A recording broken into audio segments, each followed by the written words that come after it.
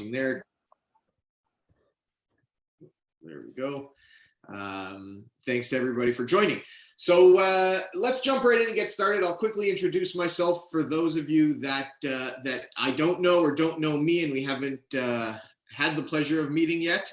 But I'm Jordan Glaser. I've been with Realtron about 10 years.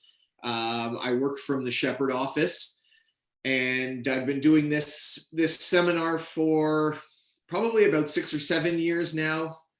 And why I do it, or kind of what my background is. When I started 10 years ago, I got into the business. I was fresh in real estate, didn't know what to do or where to start, and sat down with Richard and with Alex and said, what do I do?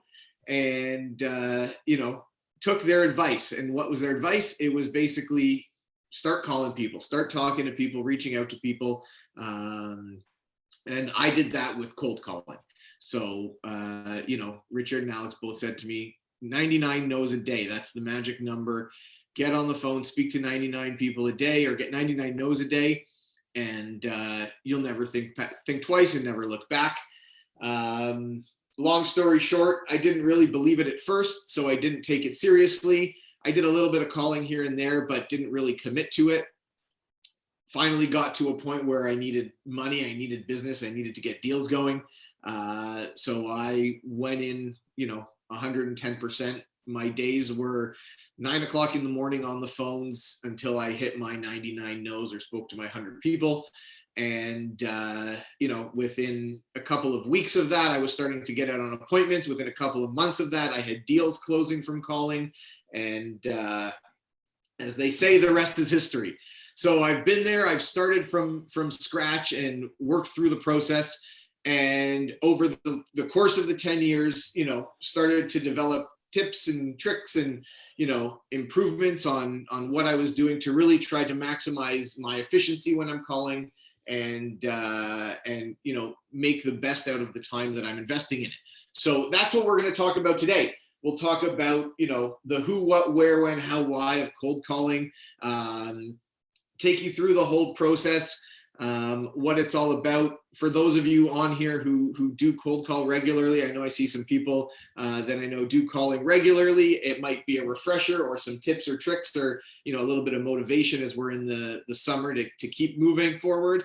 And if you've never called before or thinking about calling, give you an idea of where to start, how to jump in, how to start, and how to have some great success in calling. So that's what we'll go through. I'm going to share my screen in 1 second. Before I do that, if you have questions as I'm going through, just jump in or put your hand up. And if I can see you, I'll stop and we'll answer questions to a point. But I want to keep this going as well so we can get through it. And then hopefully we'll have some time at the end for questions as well. So that being said, let me just share this here. 1 second. So everybody, you can now see my screen that I've shared. Give me a thumbs up if you can see my cold calling with confidence. Perfect. Thank you. All right, so let me just get this out of the way. Here we go. So let's jump right in. Cold calling with confidence. How we're going to cold call, how we're going to maximize our calling and get the most out of our calling and our time. So to start, we've got to talk a little bit about our whys. Why are we cold calling? Why, when I started in the business, was I told just pick up the phone and start dialing and talking to people? Real estate is a people business. The more people we talk to, the more opportunities we'll have, ultimately leads to more deals and more money. So our objective in every day is to speak to people. That's the real reason why. But there are a couple of things that we can achieve by calling that will help us grow our business. So you see here, cold calling, we're going to generate leads. So there are a few different common types of prospecting. Cold calling, which we're going to talk about, door knocking, which, for those of you who don't do it or don't know, it's going out and knocking on doors, walking up and down streets, introducing yourself to the homeowners and seeing what real estate needs they may have. Geographic farming, which is sending out flyers to a specific area. Now, geographic farming and door knocking and cold calling differ by way of financing. So door knocking and cold calling, you're spending more of your time and less of your money in order to reach and speak to people. Whereas geographic farming, you're spending more of your money, but less of your time, because you create flyers, you send them in the mail, and let them go out and do the work. You have database sphere of influence prospecting. So working through your database, there's great success people have had that you can have in speaking to the people that you know and generating business from that. And then, there's the whole online leads now, generating leads online and things like that, which is a great source of prospecting as well.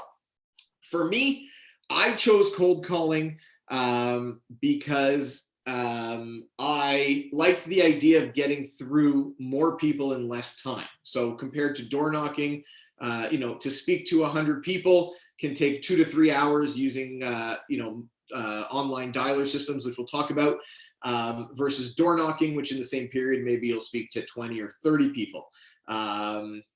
Geographic farming, when I started, I didn't have enough money to do it, so it wasn't an option. And database sphere of influence, I was petrified of calling people that I know and asking them if they had any real estate needs I could help with. So to me, cold calling was the most or the least painful, I would say, and attracted me the most. So that's why I really latched on to that. That's what I felt the most comfortable doing, even though it was a little bit uncomfortable to start. So I went with that. So through all of these different ways, our goal and our objective is to generate leads. Leads will ultimately lead to appointments. Appointment will lead to listings, and listings obviously ultimately end up in our deals. So we're generating leads. We're taking these leads that we're going to generate, and we are going to grow our database. Having a solid database is the key to really being successful. Every morning, I don't know about you guys, I wake up every morning and say, okay, where's the deal coming from today? Who am I speaking to today that's going to be my new listing or my listing appointment or my new leads that are hot right now? And all of that comes from having a great database. So you can wake up in the morning knowing that these are the 5 people on my database that I have to call today because they're my A's, or they're my hot ones, or they're my best opportunities or prospects. So growing that database is extremely important, and we do that by speaking to people, cold calling, and the different prospecting types. Like I mentioned, I chose cold calling. I stuck with it. It's extremely cost effective. So you spend your time to make money instead of spending money to make money, which I don't know on here if we have anybody who's brand new in the business, or your first few months in the business, or for any of us that have been in the business for years. We all have time. So putting some time to work is a very efficient way to start to grow your business, or continue to grow your business, and add another source of income to it. Cold calling is comfortable. I enjoy it because it doesn't matter what type of season it is outside. If it's the middle of winter and it's 30 below, or if it's the middle of summer and it's 35 degrees and humid, it doesn't matter. I can call from the comfort of my office. I can call from my house. I can call from anywhere and make sure that I'm hitting my numbers and getting my job done, regardless of whether, temperature, snow, rain, whatever it is, I can get it done.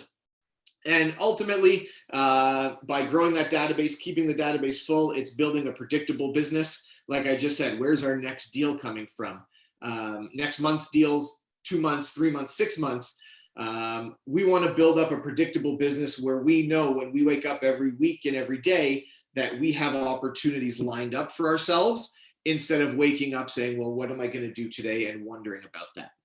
Because the more focused we can be in our days on the tasks that we need to do to grow our business, the more efficient our days will be, and the more successful our careers will be.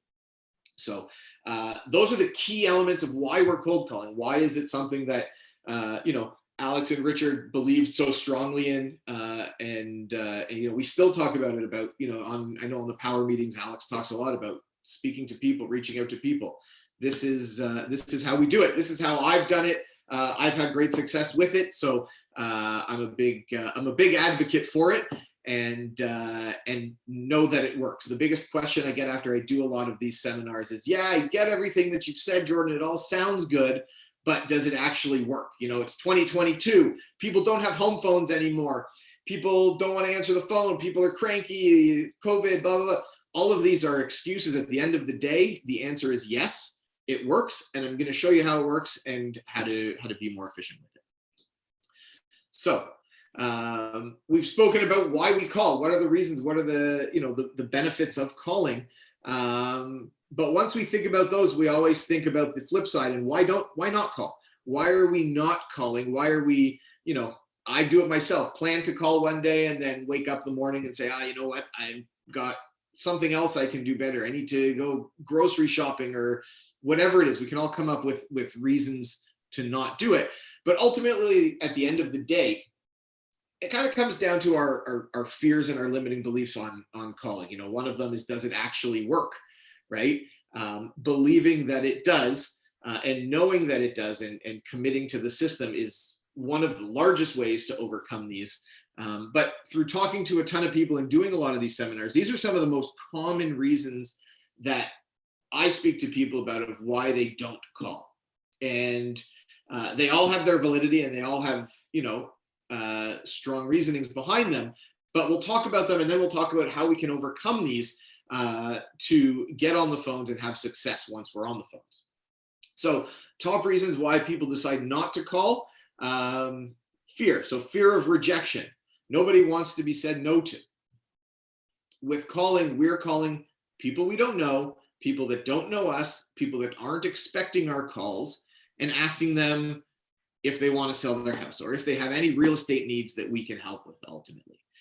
99 out of 100 times, people are going to say no, right? I said at the top, my goal when I started calling was to get 99 no's a day.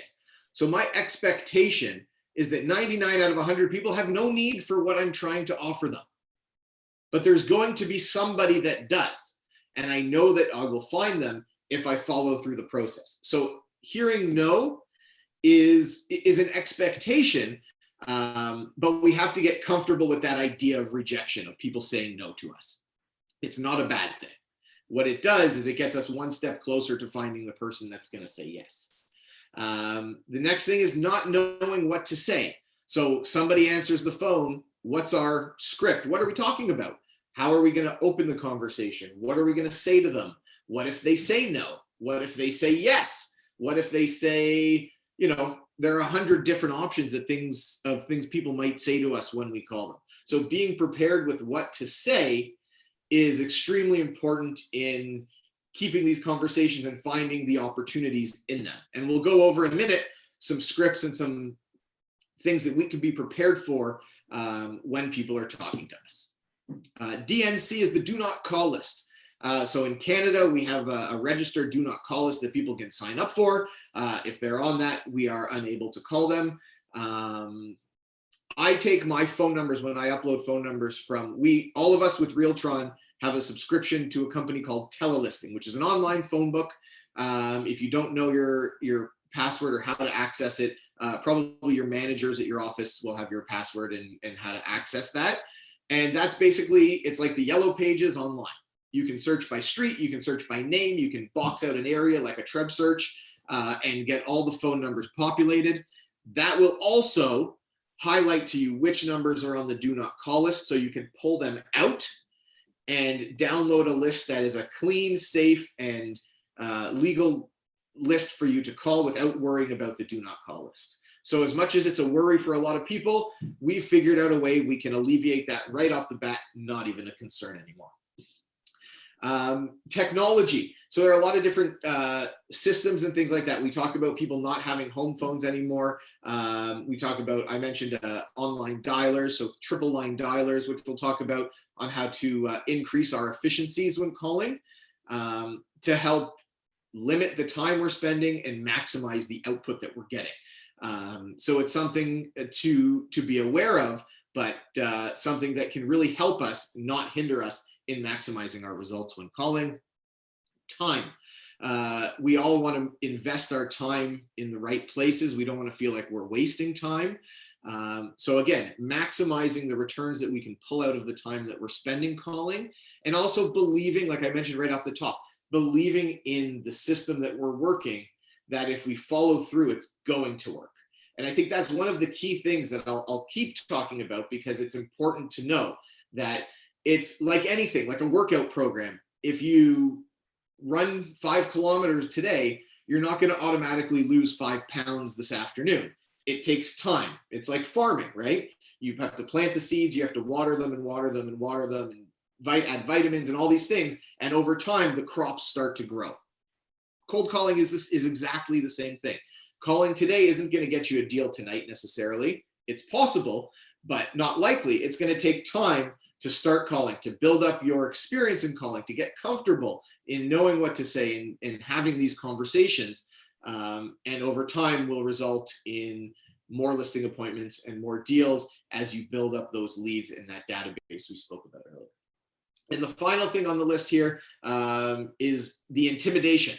It can be, kind of linked to the fear of rejection. It can be very intimidating to call people you don't know and ask them if they want to move or if they want to sell their house. For me, like I mentioned, that intimidation was way stronger calling people that I know than calling people I don't know, which made me much more confident in doing this versus my database. Some people are the opposite, but it can be intimidating. And I think what I found is the best way to overcome this thought and have confidence when you're calling is, up at that second point, which is not knowing what to say, is just being prepared. And I've got a whole bunch of different tips that we'll talk about on how to be prepared. So when somebody answers the phone, you have 100% confidence in what you're going to say and how you're going to say it and how they're going to hear it and where this conversation is going to go. And knowing that you're in that driver's position will give you the confidence to overcome that, timidness of being shy or intimidated by the fact that you're calling people you don't know. Any questions on these as we go through them so far? Yeah, Terry. Is it just Telelist that you get your numbers from? I just use telelisting. Yeah, we have a subscription with it already. We pay for it, so I use it. So it's just simply gleaning numbers from there, and there's no other call lists or hit lists that you buy, or I do it all from there. If I have in my calling program, I have my areas set. And if I sell a house outside and I want to call around that area, I'll go back in there and download a new list that's right around the specific area. So you can, I think per year, I think they give us 2,500 or 3,000 or 5,000 credits per download. Right. You can buy more if you exceed that. But so you can go in and out and download, 10 houses on each side of a house if you've sold it or listed it, if you want to get that precise, or right. You can do it for different areas. And you'll get into downloading and auto dialer thingies. Yeah, we'll talk about that in a minute. Absolutely. Cool. Okay, Jordan, I have a question. Yes, Hamid. Before you start, I've always had in my mind which one is better, to use my own personal, say, cell phone, or to have another line, separate line for that. Which one do you prefer? So I use my cell phone. I use my cell phone as the number that shows when I call people.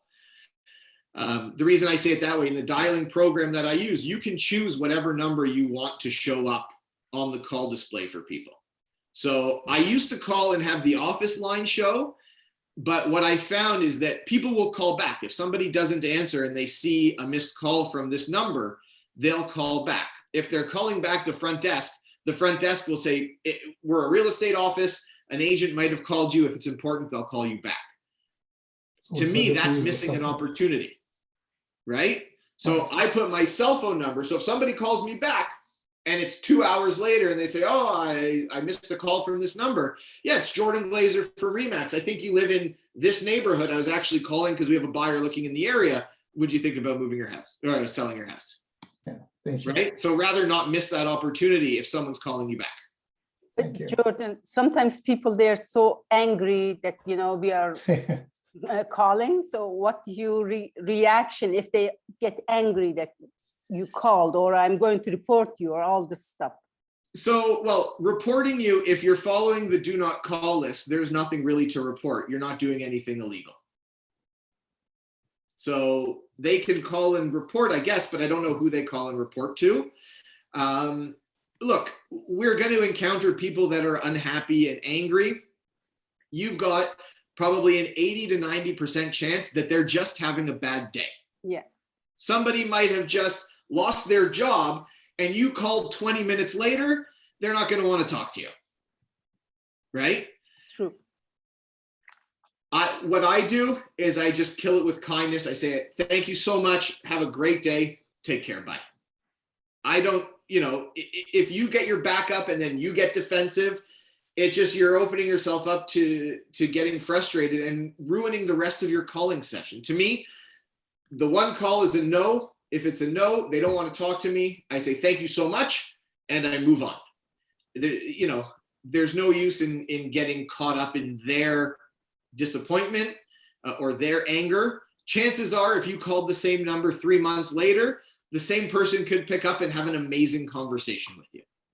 Got you. Right? Thank you. So maybe make a note saying, guy wasn't happy. If you call him back in 3 months and he's still not happy, then maybe, he doesn't need it. But you never know. One call when somebody's upset, who knows what the situation is. Any other questions before we keep moving on? Awesome. All right. So let's talk about overcoming these. How do we get past these to get calling and have success with this? So we spoke about people have these fears and limiting beliefs and everything. And the overcoming to it is really the key to kind of break loose and get going with it. And a lot of people, if you've never called before, you might have these before considering or deciding to start cold calling. Or if you do call, you might have these every morning before you pick up the phone. I mean, I have days when I wake up and I go, and I have days where I sit and I think, I don't want to do it today. I don't want to deal with these people, or I don't want to think about that. We all have it. But this is our business. This is where our livelihoods come from. Every day that we're calling gives us the opportunity, and we want as many opportunities as we can. So let's look at that fear of rejection, the number one thing on the list. Like it says right here, most people do not need us today, and that is okay, right? Not everybody is looking to move or sell their house or has a real estate need today. But if we're not there to find out, then we'll never know. So we want to put ourselves in the position for people to say, Jordan, you know what? Thanks so much for calling. I don't need anything. I love my house. I'm going to live here till I die. I'll be here for 30 years. Call me in 50 years. Maybe we'll do it then. You get all these different answers. But if they don't need it today, that's perfectly fine. That's a no. We take it and we move on to finding our yeses. So, you kind of have to expect the no, but we have to be prepared if people say something other than no, which we'll talk about in a minute. So that's, getting over that rejection. It's not personal. They're not saying, oh, Terry, I know you're wearing a red shirt and I don't want to talk to you today. So I'm not selling my house. They can't see you. They don't know. You could be anywhere wearing anything. All they know is that they're not thinking about buying or selling real estate today, and that's fine. Not knowing what to say. So having scripts, why are we calling? What is the message that we're trying to get across? And what are we trying to pull back from people to get? What information are we trying to get? So if we talk about scripting, why is it so, let me zoom out a little bit here. Hang on. There we go.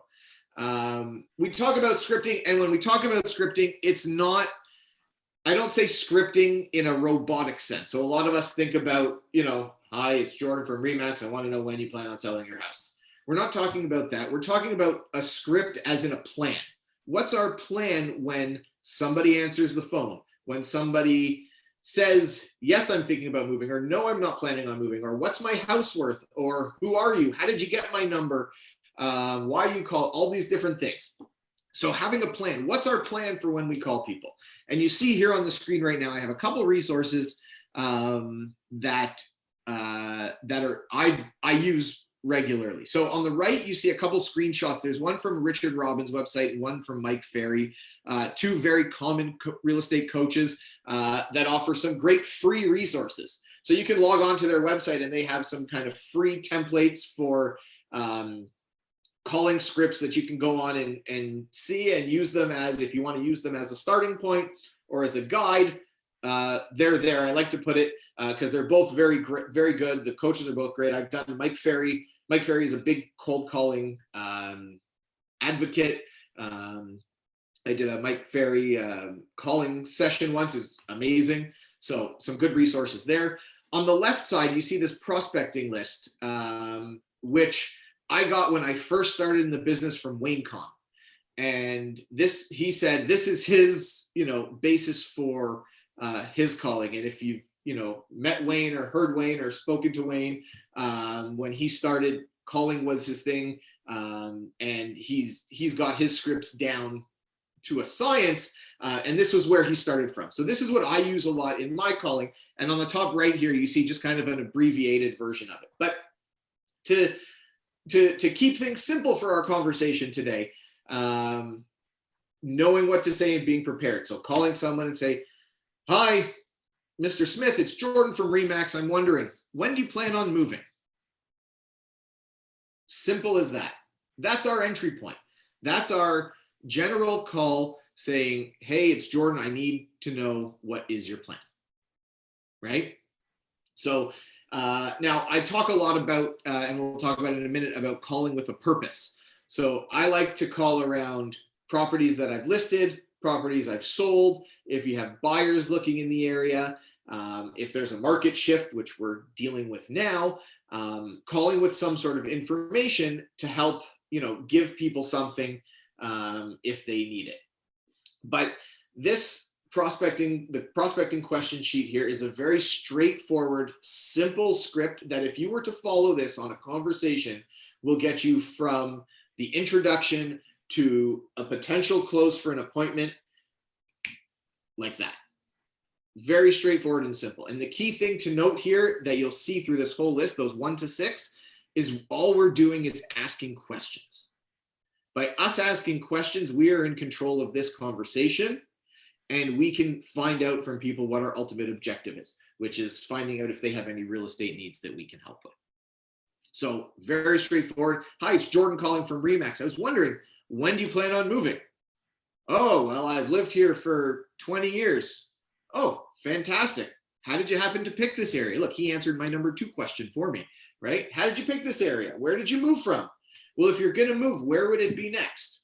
Well, I'd love to move downtown to a condo and downsize. It would be great. Oh, great. Well, when would that be? Well, probably not till next summer because my wife needs to retire, whatever the reasons are. But any answer that people give us, we can acknowledge it, we can agree, and we can move on to our next question, which will ultimately get us to number 6, which is we need to close for an appointment. If you're calling around a listing or a sale or something like that, you can tweak it a little bit and, hey, it's Jordan calling from Remax. I was wondering, we have a buyer, a family who's looking for a home in the area. When do you plan on moving?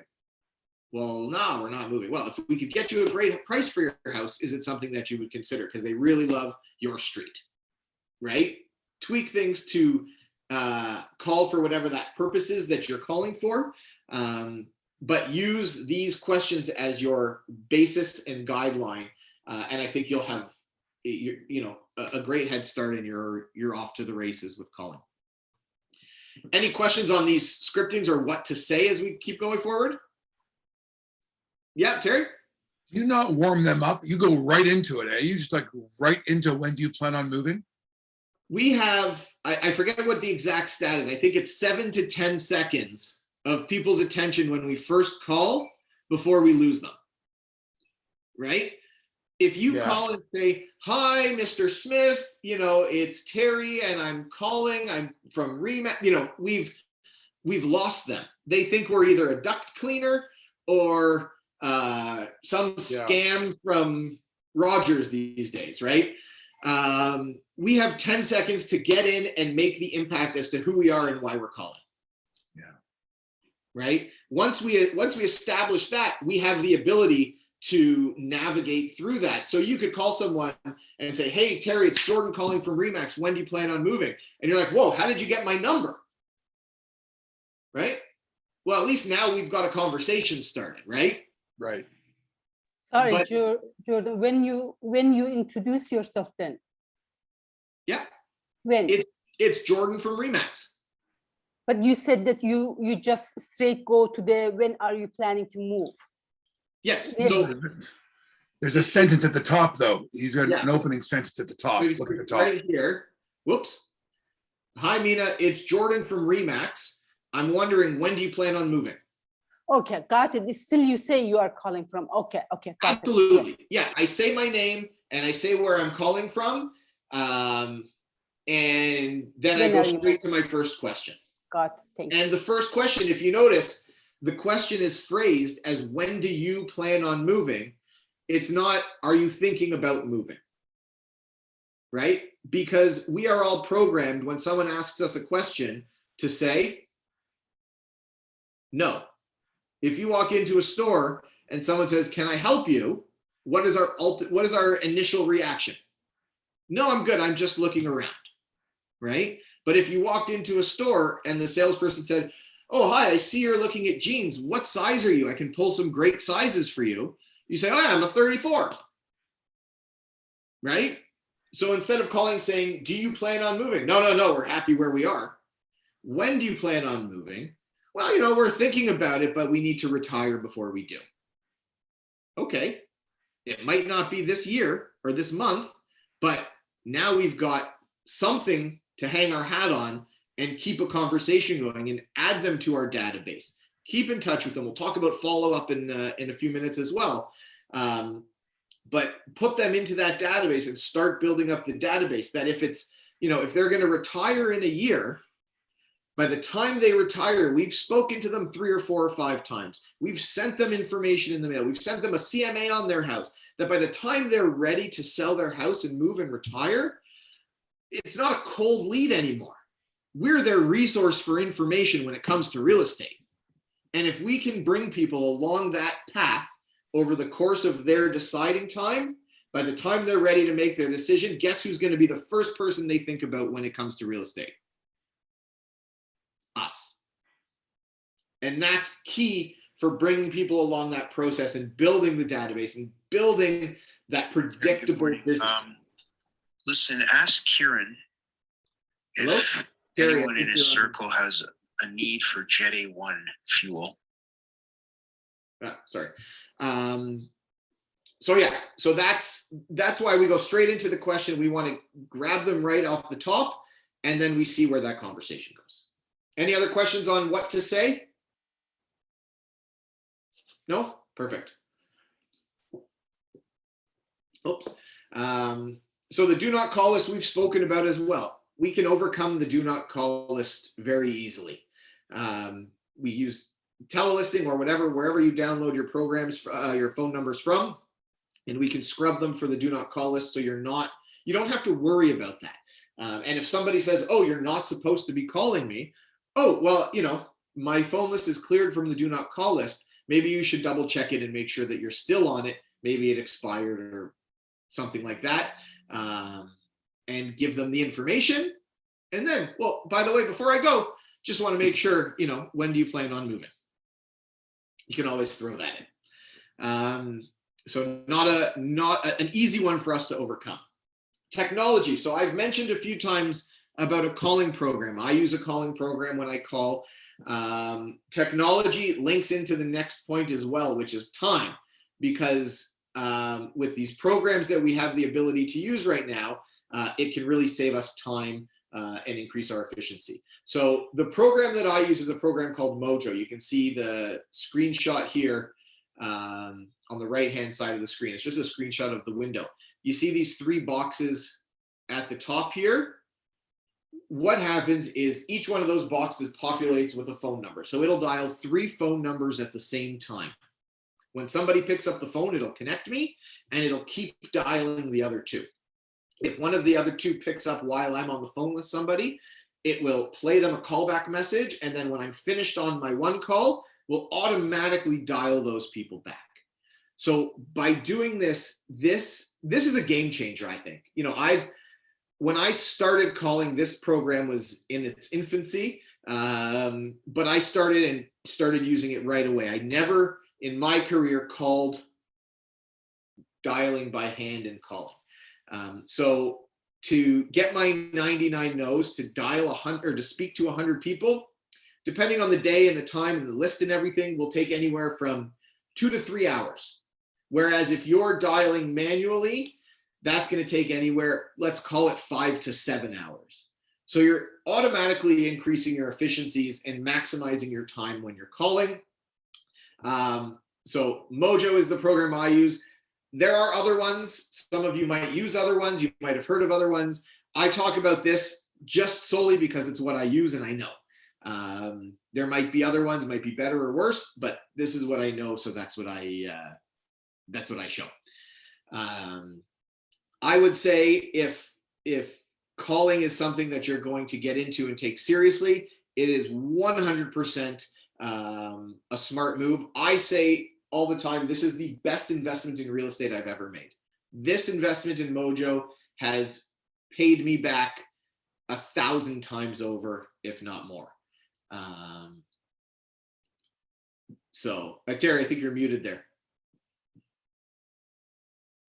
What's it cost? So it's an American company, so they bill US, but I believe for the triple line dialer, I think it ends up costing me about $180 a month. And so if you work that out per day, it's peanuts. And if you get one deal off of it, it's like, so it costs $1,000 a year. Doesn't matter. If you're making, you know, what's the average commission now? $15,000 to $20,000 at least. It's, you know, it's negligible. It's the best investment I think I've made in this business because it's maximized my business. So that's how we're going to beat out that technology, is maximizing your time.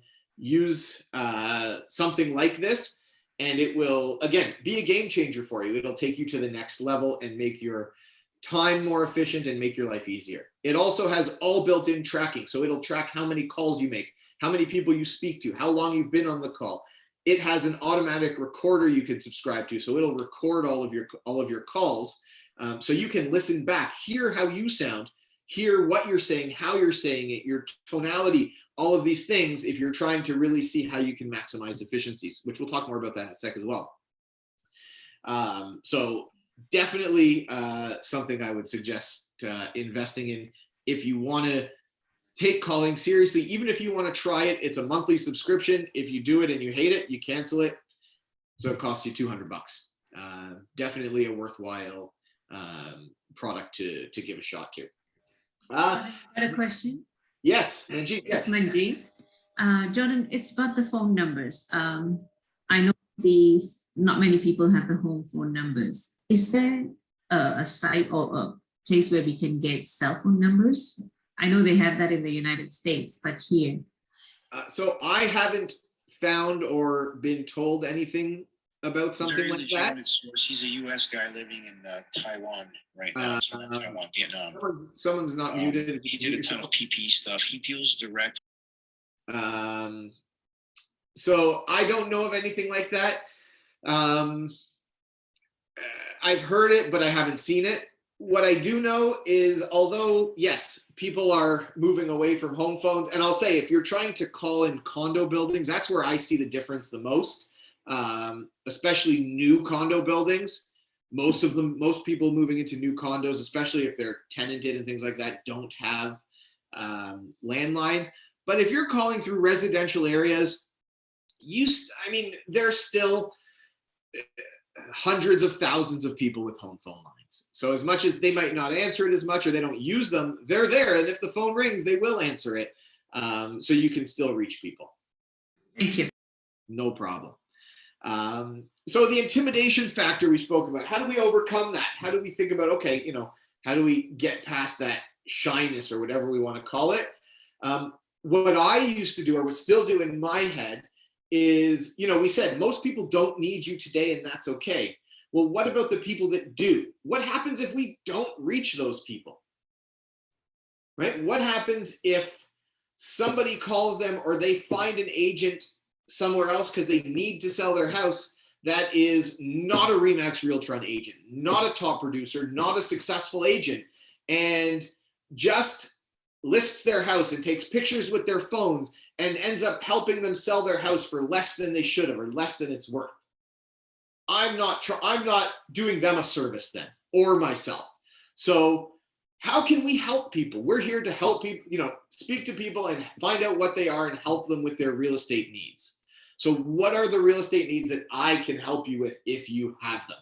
If I'm not putting myself in that position to find those people, then they might not get the service that I know that I could offer them and help them the best way possible. So I need to be there for people.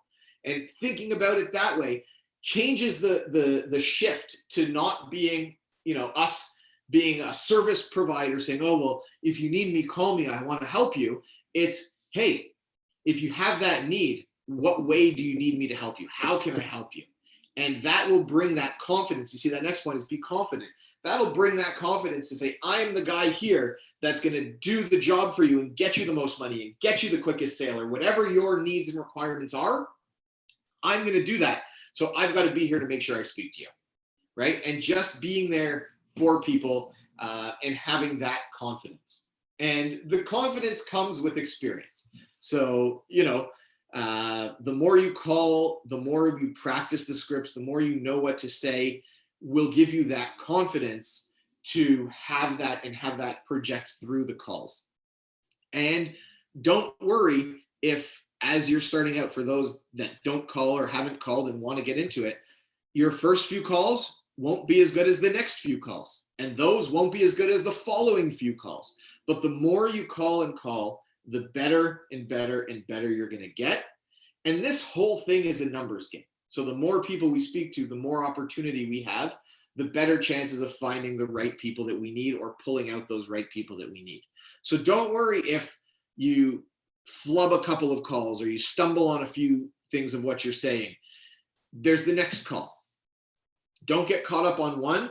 We've got 100 to go, right? If that's what your goal is, of 100 a day. And just keep calling, and that confidence will build up and grow with you. The same as when I first started calling, my calls sounded way different than my calls do today. Look, the first time I did this seminar, I'm sure if you look back, it sounded way different than it does today. The more you do it, the more confidence you get, and the better results will come. And it leads to that next point with the time, and you see there, consistency.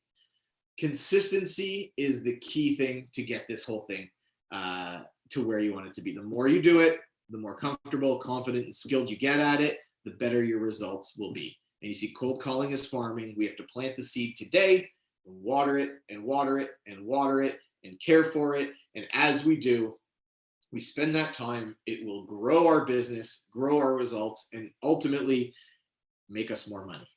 If you have a great, successful business from your sphere of influence right now, adding another pillar or another element will just double your business. Or if you have a great sphere of influence and you have a farm, but you're not getting what you want out of your farm, get out there and start calling your farm and add that extra element to your farm, and you'll add that other pillar of your business. So if you're new to the business, this is a great way to start to build that business.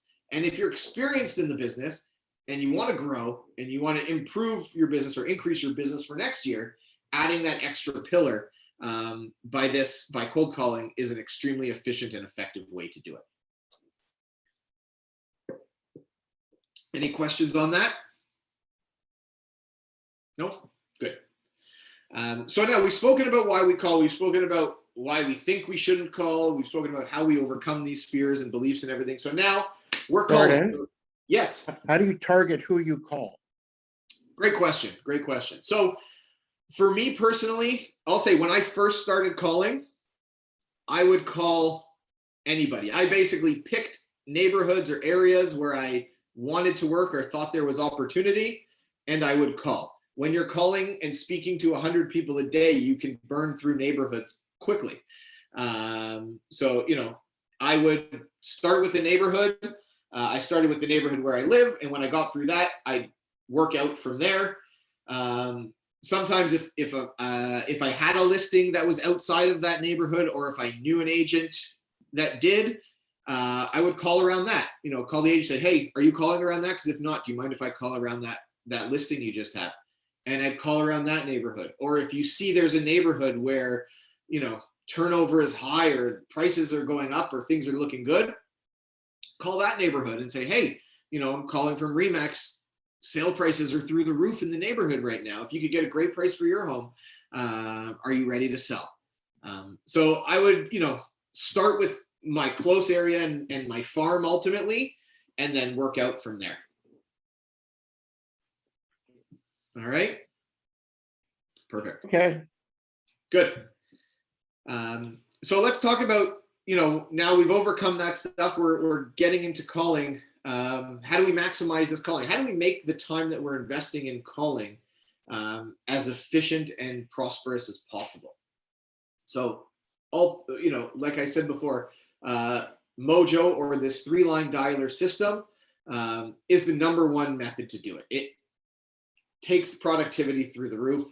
I highly, highly, highly suggest everybody, if you're going to do calling, to try calling, or you are and you're not using this, get it. Use it. You will see an ultimate difference. I call now. My calling yesterday, I was doing, I think, in an hour and 5 minutes, I spoke to 55 people or something like that. So, right on track for 2 hours for 99 no's or 100 speaks, which is great, which is my ultimate goal. So definitely a #1 resource to get if you're going to be calling. Some other tips and tricks to kind of help the efficiency. This one is key that I learned, and I think will help with that confidence concern and knowing what to say, and just overall having great calls, is keep MLS open on your screen with available properties and solds in the area. So when I'm calling, I keep the Mojo screen open on one side of my screen. On the other side, I have Treb. I highlight the area that I'm calling with all of the recent sales and listings in the last 60, 90, or 120 days, depending on how it plays out. And the reason this is such a key thing to do is there's always going to be people that you call that say, no, I'm not really thinking about selling right now, but the house down the street for me sold. It was on the market for 2 weeks, which I thought was a long time.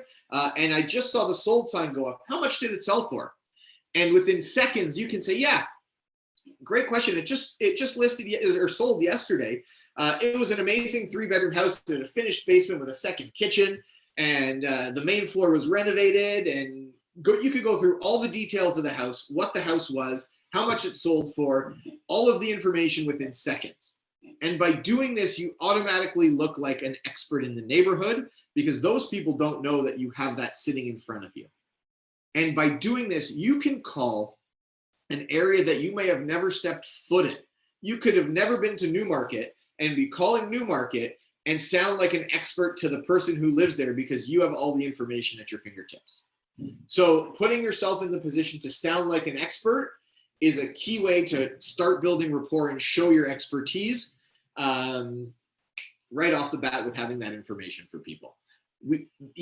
The general public now can access a lot of the information we can access at their fingertips. But if we're on the phone and we can give it to them that quick, it gets us that little bit further. Instead of saying, oh, let me check, I'll call you back later on and I'll let you know what it sold for. By the time we call them back, they've already gone on to House Sigma or whatever it is and found the information that they want. So that's a tip that I've I've done forever that I think is extremely effective and useful. In calling, monitor your time of calling and the results. And a lot of people ask the question when I say this about what's the best time to call during the day, which is a huge question. And really it comes to every neighborhood is different, where you're calling, the demographics of the neighborhood. If you're calling, an older neighborhood, I find if you call older neighborhoods in North York, you get more of a demographic of older people, people, retired people, so people that are home more often during the day. So you can call in the morning from, let's say, 9 to 12 o'clock and get great results. If you're calling a younger demographic area, if you're calling a Thornhill Woods or a new development where the demographic is younger, maybe a dual income household where people are out at work during the day, calling from 9 to 12, you might not get the same sort of results. So for an area like that, you might want to call in the evening, 6 to 8 or 6 to 9 o'clock. I find that between like 12 o'clock and 4 o'clock, is kind of a dead zone for calling. The return on the numbers and your efficiency on the numbers is going to drop significantly, mostly because a lot of people are just out doing their day-to-day things. I've found the best success is, like I said, is in the morning from like 9 to 12, and then in the afternoon from 5 to 9, somewhere in that range. Yes, people eat dinner between 5 to 9, but that's okay. They still answer their phones. People take showers in the mornings, but it's okay. You'll call them again and grab them. People will always be doing things. Don't worry about that. Our objective is to hit our numbers and make our calls. And by finding the time that's going to maximize that, we'll keep our timing efficient so we're not wasting time. I tend to do follow-up calls in the afternoon, like 12 to 1, 12 to 2, because I'm not looking for the big number returns. It's more of a one-on-one call. So I find that's a good time to do that. So if anyone had that question, hopefully that answers it. If not, just shout out any other questions that you have on that. In terms of calling, to keep yourself motivated and sounding great on the phone, keep upbeat music on in the background. Stand up and move while you're calling and smile. These 3 points are huge in terms of what the people on the other end of the phone hear. People can hear if you're bored. People can hear if you're dreading what you're doing. People can hear if you're having a horrible day. Because if I sit here and I did this whole seminar talking to you guys like this because I hate this and I just want to get off and it's brutal and I don't want to be here, you're not going to be really engaged because I don't think I sound very engaging.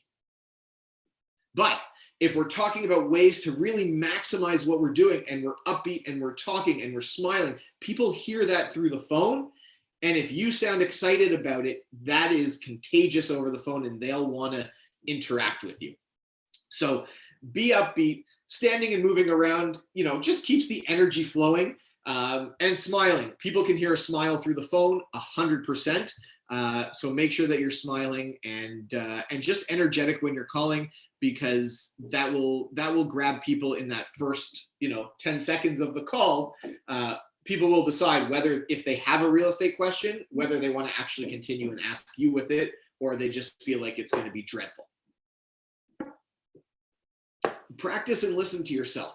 What we sound like on the phones can be completely different than what we think we hear in our heads. We all hate how our voices sound when we listen to recordings. That's fine. The people on the other end don't. They don't have the same concerns we have about ourselves. So practice, listen to yourself, or practice with a partner and think about how you're saying things and what you're saying.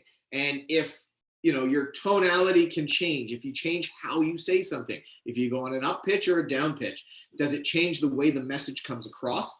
And tweaking little things like this might help change some results in what you're doing and what you're saying.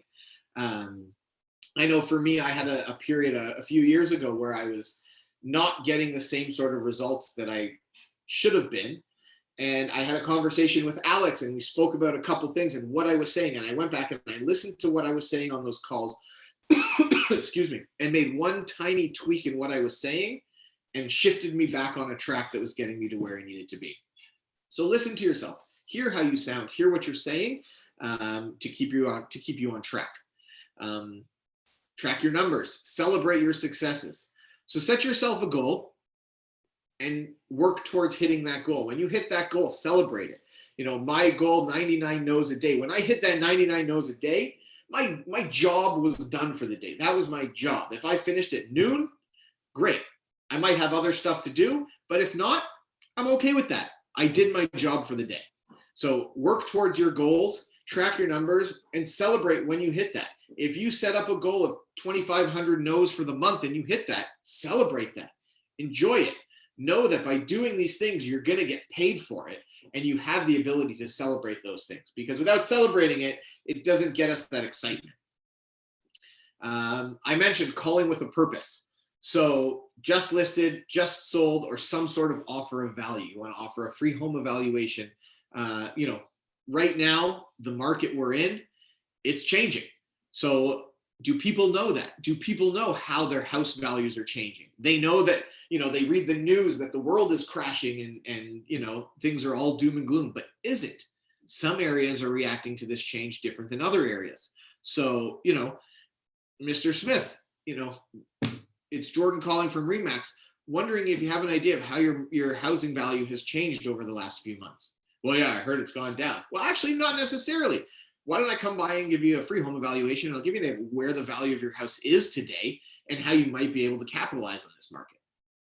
Okay, right? People don't know. Let's be that resource for them instead of them getting their information from the news or from House Sigma. Let's prove our value to people, because those guys might not sell today or tomorrow, but they're letting you into their house for a reason. There's something happening in there. Set achievable goals. So like I said, 99 no's, that's the magic number. And the reason that number works, if you see on the right here, I've broken it down a little bit in terms of the calling numbers. These are averages, everything changes a little bit, but 1,000 no's equals a deal. One deal, $20,000, you're $20 a no. 3 hours of calling per day equals 100 no's. 15 hours of calling a week is 2 deals every 10 days. How'd you like to add another 2 deals every 10 days? Be great for all of our business, right? And it works. Now, again, by calling this week, if you call 1,000 people this week, the deal might not come because you have to work that lead and the people. But overall, over time, it does work out, and I'll show you some real life numbers in a little bit. When we're talking to people, I showed you those scripts that I use, those basis of scripts.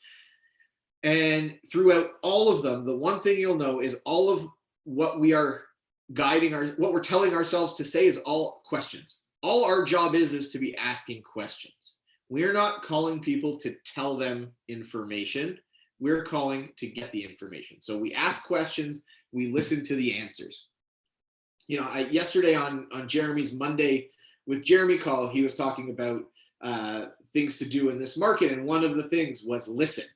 Listen to the people and what they're trying to tell us, so we know what to do and we know what they want. So ask the questions, listen to the answers, and the quality of our questions are going to equal the quality of their answers. So if we're asking great questions, moving questions, selling questions, we're going to get great moving and selling answers. And by asking the questions, we control that conversation and keeps us on target. Every once in a while, you'll find somebody who is home and they're bored and they just want someone to talk to. And you might find yourself on the phone for 20 minutes or half an hour listening to someone talk about God knows what. That's not very efficient for our calling. So we want to keep people on track so that we're leading the conversations. And all of those questions in the script, regardless of what people's answers are, will get us back onto our track. So if we look back and we say, when do you plan on moving? Regardless of what their answer is, they could say tomorrow, they could say next year, they could say never. We can always go back to amazing. Well, how long have you lived at this house for? I've lived here for a year. I've lived here for 20 years. I've lived here, my dad built the house 100 years ago. Amazing. Well, how did he pick the area when he built the house 100 years ago? Well, he loved the neighborhood and it was up and coming and whatever. All of these questions can be brought back once someone gives you an answer, almost regardless of what their answer is. So we want to listen to their answer. We want to acknowledge, answer it, and bring them back to our conversation, because ultimately we're bringing them through the script to find out if there's an opportunity to close for an appointment and get an appointment. Does that make sense? Good. Hi, Jordan. I have a question. Oh, sorry. Yes. Yeah. Sorry, Jordan. Yeah, I want to ask that is it better we say hi because more sincere than hello? Hi versus hello? Yeah. I think whatever you're most comfortable with. Okay, got it. So it doesn't I make don't any know if there would difference. be a big difference between either one. Okay, got it. Thank you. Yeah, no problem. Did somebody else have a question there? Yeah. Hi, Jordan. I'm Geeta. I'm actually a new agent. I just had a Hi. question in regards to, while you're making these calls, are you like taking notes and writing what they're saying, or like using a program or anything like that? Great question. Great question. So when I'm calling, if I call and they're a no, right? If I call you and say, "Hi, Gita, it's Jordan from Remax, wondering when you plan on moving," and you say, "No, I'm not moving." Okay, how long have you lived in the house? 2 years. Where would you move to next if you're going to move? We're not moving anywhere. My kids just started grade 1 and we like the school and we want them to stay. Okay, great. Thank you. Goodbye. No notes on that. They're a no. Okay. Right? If I What call about you like, and say, what about like writing a note, like you might want to follow up with them in a few months or something to see Yeah. if the situation changed? yeah. So for Mojo, if you use Mojo, you see Mhm. where my cursor is here on the left-hand side of the screen is a notes section. So I can go in there and add whatever notes that I want. So I could say, thinking about moving in 6 months, wanted to know what the market value was, call back in 3 weeks after sending out a CMA and follow up. And then I can also, it has a calendar button that's connected with my calendar that I can go in and I can schedule a follow-up call in 3 weeks. That'll come up and pop up in my phone in 3 weeks and say, "Oh, you need to call this person back." Okay. So everything with this program, I know everything can be done in this interface. So you don't need any external programs or resources or anything. Everything is there. You can use it as a CRM. You can use it for all that sort of stuff. You can keep it all in one place. Thank you. No problem. Hey, Jordan, I have a question. Yes. These days, for sure, we are dealing with either the buyer or the seller. When we call them, buyers are angry because of the interest rate, high interest rate. Sellers are angry because of the price drop. So most of the time, at the beginning, when you call them back, they are angry. So how do you overcome this? How do you deal with this situation? Well, I mean, to start, the change in price or the change in interest rate, it's not your fault. It's not our fault, right? Right.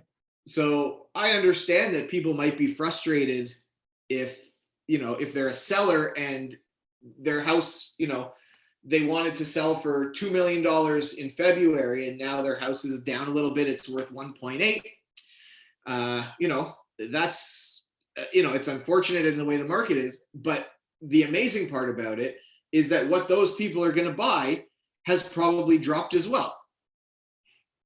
Right? So if you were going to sell for 2 million and buy bigger for 2.5 million 6 months ago, and today you need to sell for 1.8, are you going to buy for 2.3 or 2.2? Still works, right? Their move is still there. It might benefit if you're upsizing, it might even benefit you because the percentage is cut of the drop will be bigger on the higher amount. Yeah, it depends on the market adjusting, yeah. Right.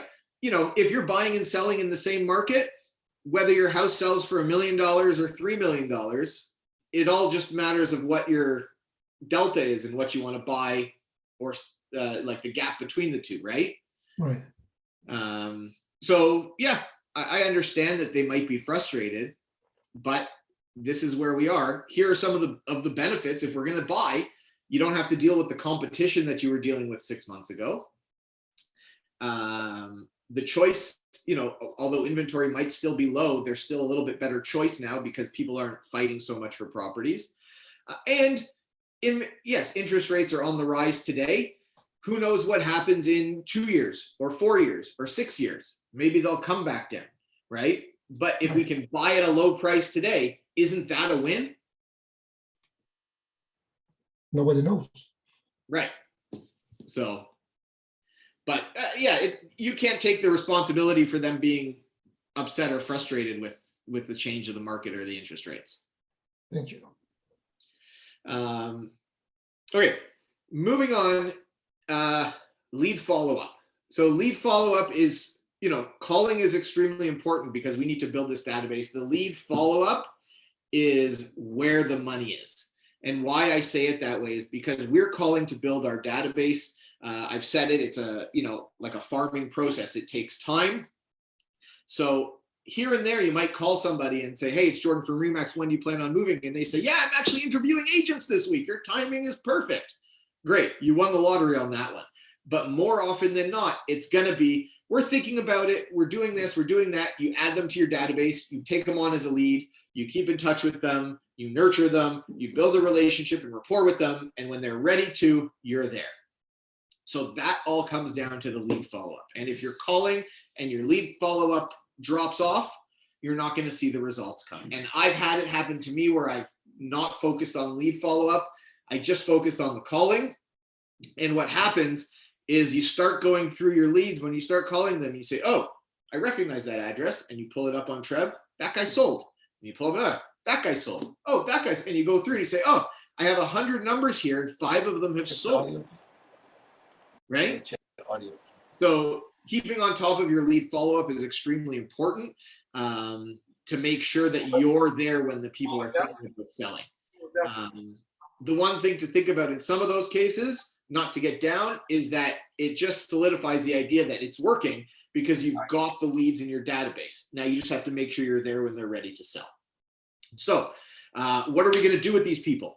We're going to track them and we're going to monitor them. So you take a lead. If you speak to somebody and you qualify them as a lead, you have to pull them out of that list and you have to keep them somewhere. Whether you're using a CRM or if you're using a Mojo or you're using a spreadsheet, whatever your method is, you need to track that. And you need to keep organized with these people so you have a place to go back to follow up with them on. Track when you called them. Make notes on what they said, what they're waiting for. Know what your next call is going to be for them. So if someone says, well, I'm thinking about moving, in the end of the year because we're going to retire, make a note, retiring at the end of the year. Where do they want to move? Oh, I didn't find that out. On your next call, you have to call to find out, well, when you retire, where are you planning on moving? Right? With the follow-up, I have it down here, but follow up in half the time that the people suggest. So if someone says, yeah, call me back in 6 months, we might be thinking about it then. Make a note on your calendar, in your spreadsheet, whatever it is, call them back in 3 months. Half the time they suggest. And the reason being is because if they're thinking about selling in December or in 6 months from now, chances are they're going to start to think about it and plan for it a little bit ahead of that. So we want to be there before they start doing it or as they're doing it. If we wait till the 6 month mark to call, there's a good probability that they will have already met with agents or hired an agent or sold their house. So we want to make sure that we're calling them ahead of that time to make sure that we are getting there before they actually do anything. So pull the people, track them, be consistent with calling them. So make a note for when you want to call them and do it.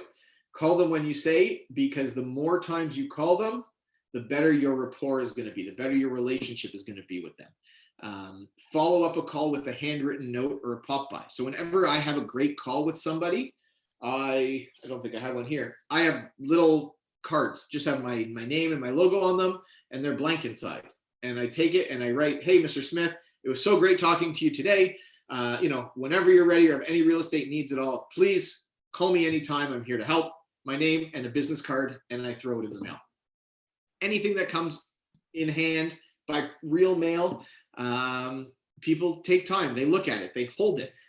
Business cards they will take and keep. I had somebody I sent one to a month ago that I followed up yesterday to say, hey, I sent you my card. I wanted to make sure you received it. She said, yeah, we did. Actually, I think maybe we should set up a time for you to come by, and I'm going to see them later this week. I said, do you have my number still? She said, yeah, I have your card right here, and this is your number. And she read my phone number back to me. So I know that she got it. I know that she had it, and she remembered me.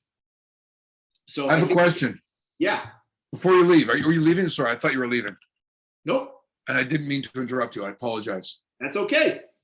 I keep getting this phone call from a guy named Cody May.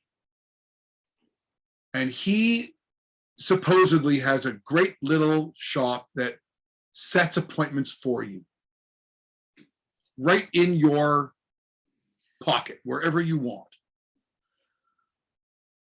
Have you ever used any of those lead gen guys?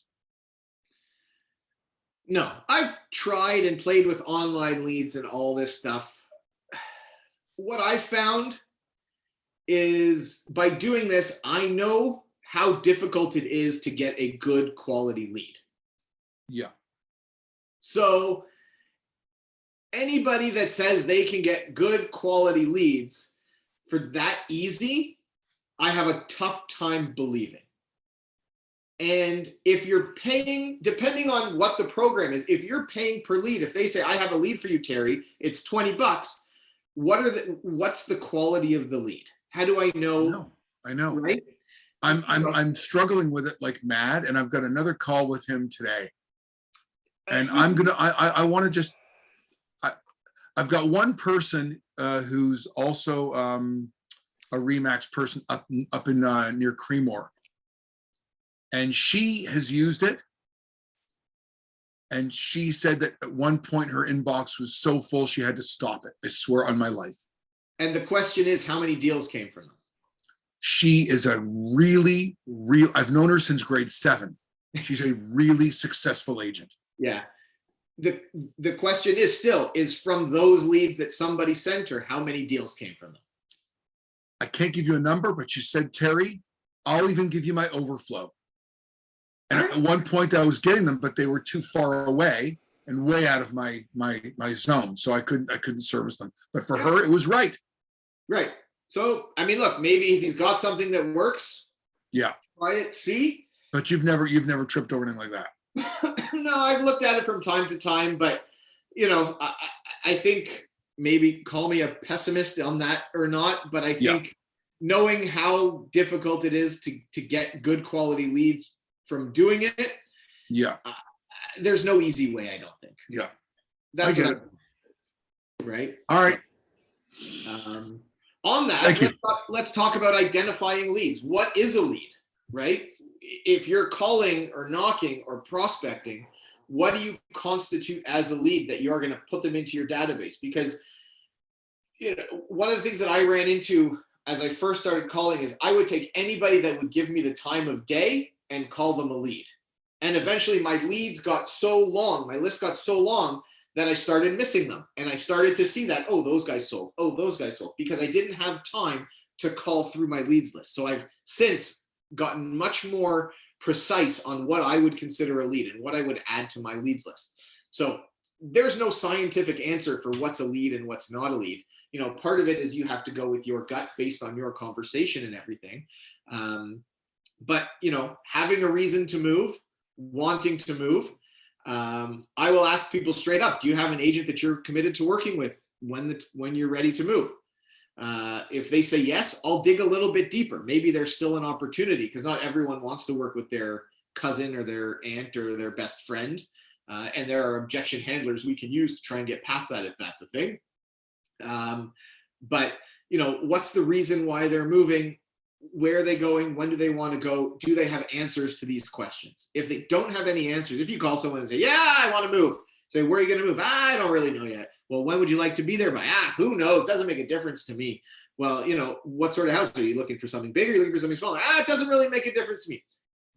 That guy might have said that he wants to move, but he's not a lead, right? So we want to make sure that we have people that have legitimate reasons to want to move, because those are the people we want to spend our time on. If you're sending notes and things like that, they're the people we're going to spend our money on. We want to make sure that they're good quality. Yeah, like the handwritten notes and everything like that. Set reminders in your calendar. Like I mentioned, Mojo does it automatically, but set a reminder. So every morning, you know, that predictability, you wake up and you have, oh, Jordan, here's 5 people that you have to call today. Your day is already off to an amazing start because you have 5 potential deals or listings or opportunities right there in your inbox for you. So start your day off with a win by having those people ready to call. And the calling results really, you know, you call today, but you're calling today for results for tomorrow and next month and 3 months. We work on like a 3-month kind of cycle with real estate because of our seasons and our process and the timing to go through, that don't get discouraged if you call 100 people today and you don't have a listing appointment from it or you don't have a deal from it. It's a numbers game. You have to put in that time and let the process work to call through those numbers to start to get the results. And when I started calling, my first 3 months of calling, when I called like committed 100 people a day, I got nothing. I started calling in October I'll show you. I started calling here in October of 2013. I called almost 4,000 people in 3 months and got no deals.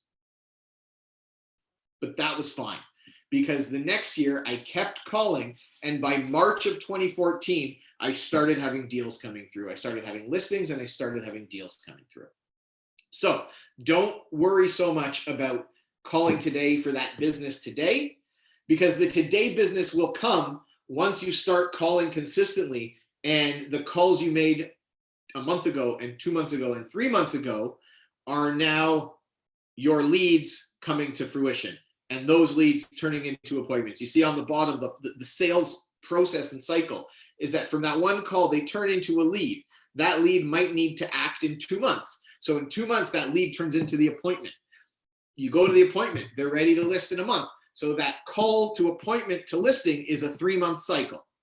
You get the sale, you keep them as clients, and then you turn that into current and future business, which is these people that you deal with, that you meet from a cold call that you've never spoken to in your life, can turn into being some of your best and most successful and profitable long-term people. And you never know where it takes you, but as long as you're calling and having the opportunity, you're putting yourself in the best position possible over someone else making that call and speaking to them. And I always say in this point, I had a contact that I called like 8 years ago, that I called this older couple at their house, asked them if they wanted to move. They weren't moving. They still live in the same house. They haven't moved. They have no plans to move. But in the 8 years since the first time I called them and kept in touch with them, there was some reason why we kept in touch or hit it off. I don't even remember that. But since then, I've sold the wife's father's house. I've sold the son a condo. I've rented out a property for their nephew who came in from Montreal. Currently, the son who bought the condo is getting ready to stage and list the condo, and he's going to buy a house in Newmarket. So the initial people that I called in the neighborhood that I called have not moved and have had no plans to move. But because of our rapport and that follow-up and relationship, I'm now their family's real estate agent. So you never know where that one call can take you. But if you don't make the call, you're not putting yourself in the position to get there. And then I'll jump back to this one. Real life numbers. These were my real life numbers from 2013 to 2017. I just haven't updated in the last few years, I guess now. But to show you how that cycle works. So like I said, the first 3 months, there were no deals from it, but 2014, 9 deals directly. These are only calls from cold calling. This has no sphere of influence. This has no farming. This has no referrals or repeat or anything. I had no repeat or referral business at this point in time at the beginning. So from calling 100 people a day in 2014, 9 deals. 9 deals on 10,500 calls. You see at the bottom, 1,122 no's per deal. So a little bit more than 1,000, but it all averages out.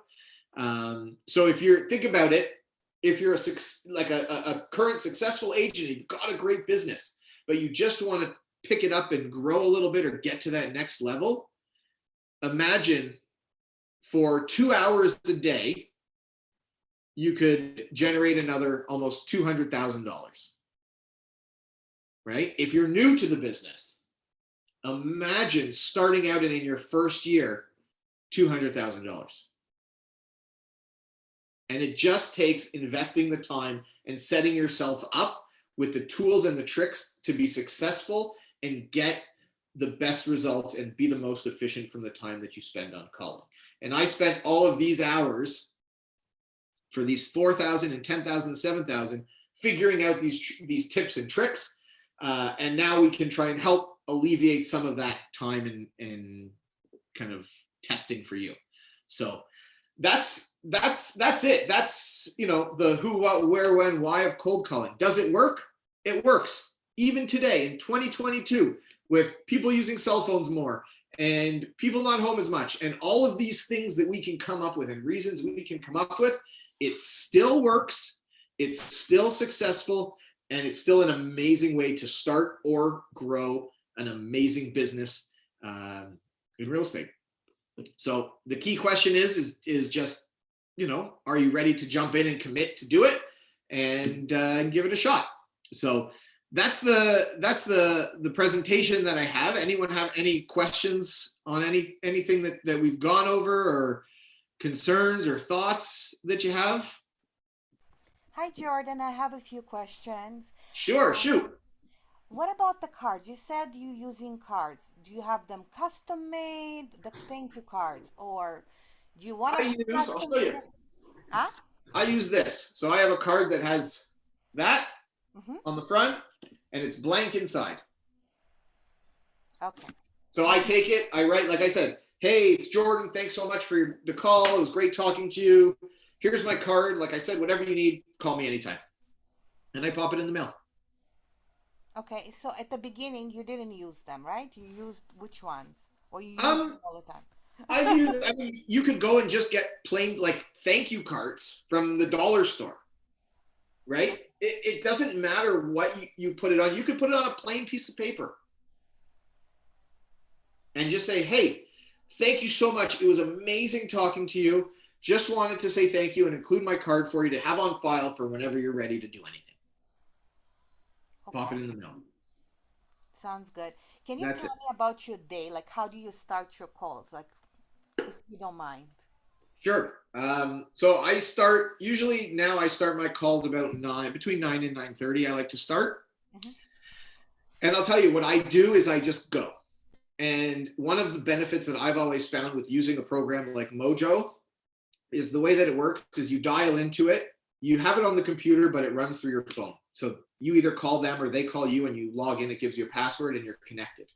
Once I'm connected, I go. I don't stop unless I have to really go to the bathroom or something, but it keeps me going. And it'll show you how long you've been calling for, how many dials you've had, how many speaks you've had. And it keeps me going that I know I won't stop until I hit what my goal is, unless something crazy happens. One of the things that I've done this year to try to keep myself on track is I will take my phone and I'll leave it outside my office, or I'll put it on the other side of the room because I don't want to get distracted or let somebody calling me take me off of my calls, right? And it's a hard thing to think, but like when I do this, my phone, I'm not answering my phone if someone's calling me. So why don't I give my calling the same respect that I give this, right? Right. So I But won't Jordan, answer. sorry, Jordan, you said that you use your mobile to call. So Yes. how that happen? You have two phone, you mean? No, I have one phone. But you said you use your mobile to call because it shows your number. Yep. So it connects. I use earbuds. Where am I? I don't even know where my here. Oh, Like got it. I use my like Apple earbuds. I put them in. I connect to the call, and then I don't need my phone for Mojo. The rest of it you work through the computer. Got it. So I put my phone away. I don't use it, and I just dial through this. How many hours you would say on average from 9:30 until when, except bathrooms breaks? So if you're gonna, what I find it's about 50 contacts an hour. Mm-hmm. Okay. If you're calling and getting a good kind of rate of return. Like again, deciding on the neighborhood where you call and what time you call, your numbers might be a little bit different. But I find that about 50 contacts an hour is on average what you should be hitting. Okay, and they all should say no to be able to continue. Okay. Well, hopefully they don't all say no. But I tried calling. I used telelisting, but I just dialed because I didn't get Mojo yet. And basically, when I called, it was annoying because a lot of those numbers were disconnected. One of the numbers, she said to me, he's dead, and hang up the phone on me. So I think with the program, it eliminates all those numbers and basically it clears out and filters your system. Well, so if you think about it, let's say in 25 calls, you had one guy dead, three phone numbers that don't work, and two people that just said, get off the phone. So 6 or 7 people like that. Mm-hmm. Each call takes you 30 seconds to a minute to dial and ring and speak and hang up. Mm-hmm. So if that's 6 or 7 minutes, you wasted on 6 people. 6 people I'll dial in like 30 seconds. Mhm. And if they don't answer, it doesn't pick up and I move on to the next. Yeah. So Just and Mojo will recall the ones that don't answer. Yeah. Mojo, if somebody answers, Mojo will recall it. So let's say I'm on the phone with whoever. I'm on the phone with Elena, and I'm calling you, Terry, and you pick up while I'm on the phone with Elena. Terry, you'll get a callback message, and then when I'm done on my first call, it'll call you back automatically. Right. And no answers. It'll No just answer, it'll don't just pick- cycle them through. Yeah, it doesn't pick them up. If it dials a number and the person doesn't answer, what It- happens to that? What happens to that person? It just goes back into the call list. So if you call it Yeah, again so the next it'll day, it'll redial it. yeah. Absolutely. Good. It's Yeah. good. And Jordan, if they call back, if we are connected to Mojo, we can see them actually calling back on the screen, right? Yeah. Okay. So if they call you back, it'll just call as like a call waiting on your cell phone. But Mojo will call them back when you're off the phone. Ah, okay. Okay. Yeah. Got Thank you, Jordan. Of course, no problem. Thank you, Terry. Nicely done. And I'm Thank you. gonna get Mojo. Yeah, I'll tell you, for calling, I mean, I can't speak highly enough. It's I've been doing it, but it's hard to line up 100 calls and stick in it it's a without a tedious. machine. The it's a machine, tedious the job. machine's the glue, right? Yeah, yeah, absolutely. I appreciate that. When you do it by hand, every time you hang up, to me, every time you hang up is an opportunity to stop and go do something else. It is. Right. And Yes, to do it this, is. we have to eliminate those opportunities because they're way too tempting. Agreed. Thanks, man. Yeah, no worries. Good to see you. Any You other too. questions? Thank you, Jordan. You're very welcome. Here, let me stop this. Oh, sorry. I haven't seen the chat because I had the screen minimized. If you put a question in there, if you have just shout them out if you have any questions there, and I can answer them. The cell phone question, I answered that. What's the best response to how did you get my number? I have an online phone book. We don't have to lie. That's what it is. We have an online phone book where we got your number from. People say, oh, well, like what kind of online phone book? Well, it's like a phone book like you would have that's this big and we used to go through, but it's online now. Easy. Not having a problem with contact. People will talk, asking how to deal with the market shift and not going anywhere wanting to. I can't push there. Yeah, your job is to not push people through and force them to do something. Our job with calling is to find people that need us and offer our help and be there to solve their real estate needs. Again, if we're not calling them, somebody else is. So it might as well be us so that we have the best opportunity to get that business. I'd rather have that business than some random guy I don't know. Yeah, that's why it's not a matter of pushing them or telling even. It's just asking questions to get an appointment. Once you're in an appointment, however you run your appointments, you have that flexibility to do. But our goal is to find the people that have those real estate needs and get those appointments. Let's see. In terms of the cards, I showed you guys the cards. Yeah, handwritten notes are super powerful. People forget the idea of that personal connection. Can you add your contact list on the app and call them through? I'm getting Mojo for sure. Yeah, you can add, like, if you use a CRM already, some CRMs have a built-in connection that you can import data from one to the other. I use Follow Up Boss for a lot of my for my main CRM. Mojo I just use for cold calling. So I have it connect. So when I have a lead in Mojo, if it's a hot lead that I want to take out and put in my other database, it automatically exports it. You don't have good handwriting, so avoid sending. Just send them. Write as neatly as you can. It's authentic. It's you. not everyone has great handwriting, but you know what? It's the idea of getting something over nothing. It's the same idea as calling versus not calling. You might not be confident or great on the phone, but if you don't make that call, you're not even in the chance to get that business. We want to be in the chance to get that business. And it doesn't matter if you have an accent or you speak a different language or anything like that. There are opportunities for everybody. It's controlling the drunk monkey and getting through the boredom and how tedious it is. Sorry, say that again. You cut out at the beginning. Controlling the drunk monkey and getting over the monotony and the boredom sometimes.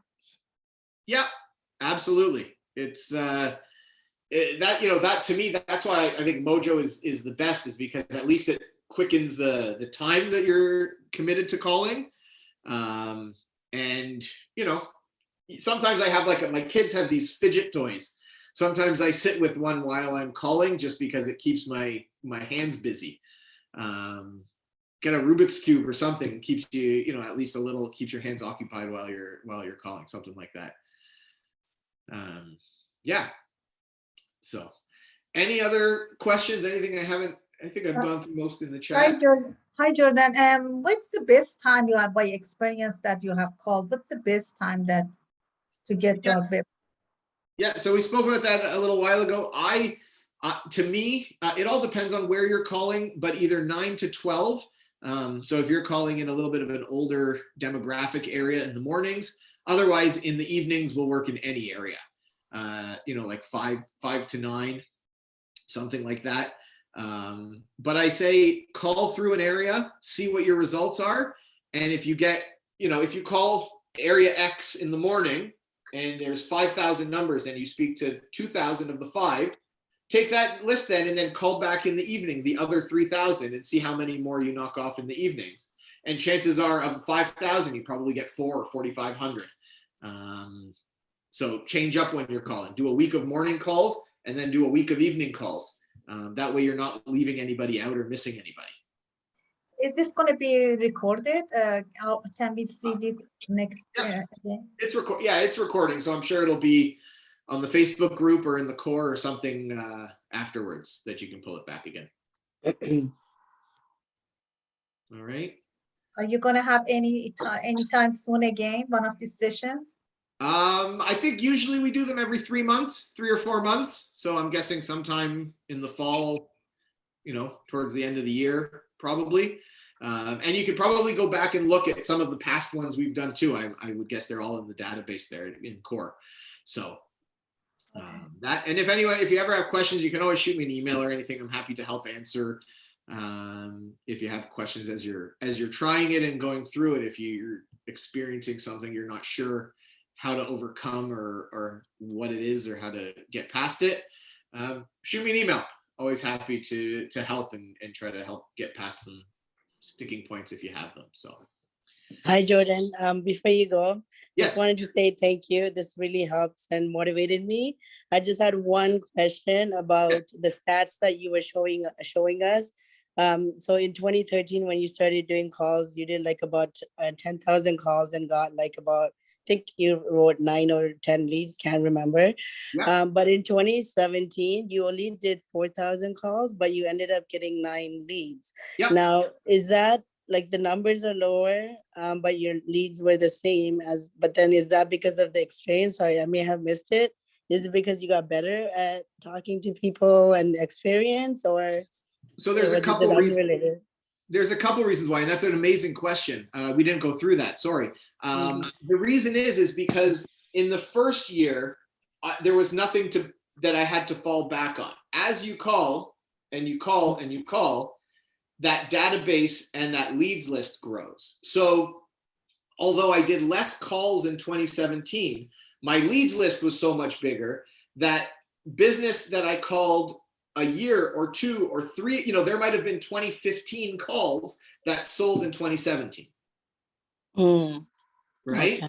So that's why I say it's a numbers game, that the more you call and build up that database or build up the pipeline or the funnel, however you want to call it, the more you do that and the more people you have in there gives you that ability to have an idea of where your business is coming from. So these guys, as you follow it through, these guys I called then, and I've been talking to, and today they're ready, Okay. right? So that's why you might get to a point where you don't have to call quite as much or want to call quite as much, but if you're diligent on your follow-up, you can still generate a ton of business. Sure. Thank you. No problem. Sure. Mina, Then did you have a question? yeah. Has it happened that your lead takes 2, 3, even 4 years to sell? Still you 100%. follow? Okay. got it, 100%. okay. Absolutely. Yeah. There, you know, for whatever reason, people's situations change, right? Someone might say, I was going to do it next year. And then, I mean, look, someone might have been thinking 3 years ago they were going to retire. And then we came into COVID and they didn't retire. And now we're 2.5 years later. I see. Yeah. So Because people's sometimes I look situations to change.